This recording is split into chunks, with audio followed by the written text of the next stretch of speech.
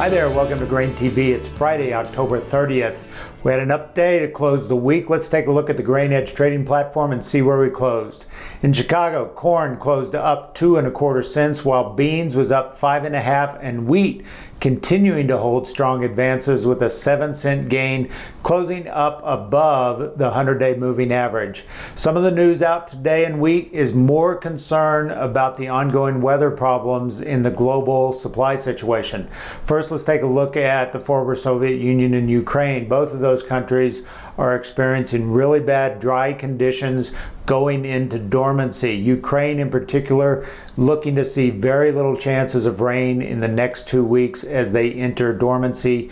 Temperatures are expected to be about freezing or below freezing with little chances of precipitation. On the other end of the spectrum, Australia, which has been dry and hot as it gets ready to hit the harvest time window, is now starting to experience some wet weather. Right now there's some calls for some precipitation in the next few days. This has some people worrying about quality of that high protein crop.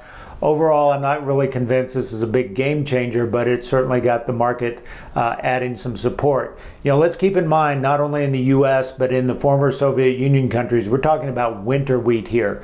And wheat, for all practical purposes, is a weed. And so we still have a whole lot of growing season left. And really, when you look at wheat yields, it all comes down to spring weather.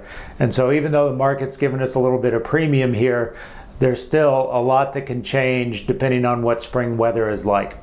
Let's take a look at the basis market this week, and what we saw was a really strong improvement both in corn and beans. We're getting towards the tail end of the harvest season.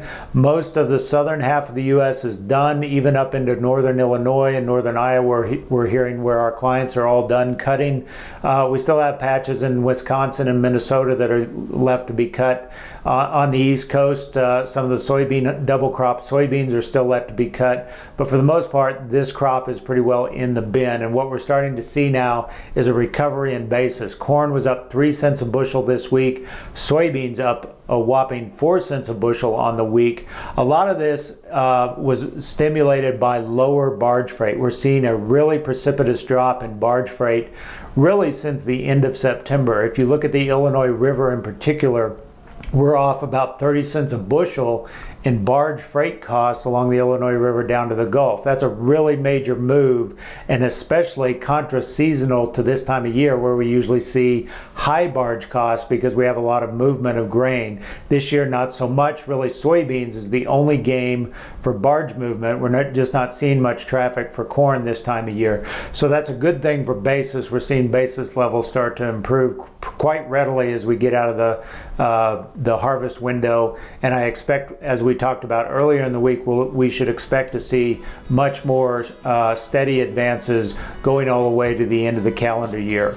So that's really all we got today on GrainTV. Have a great weekend, and we'll see you on Monday.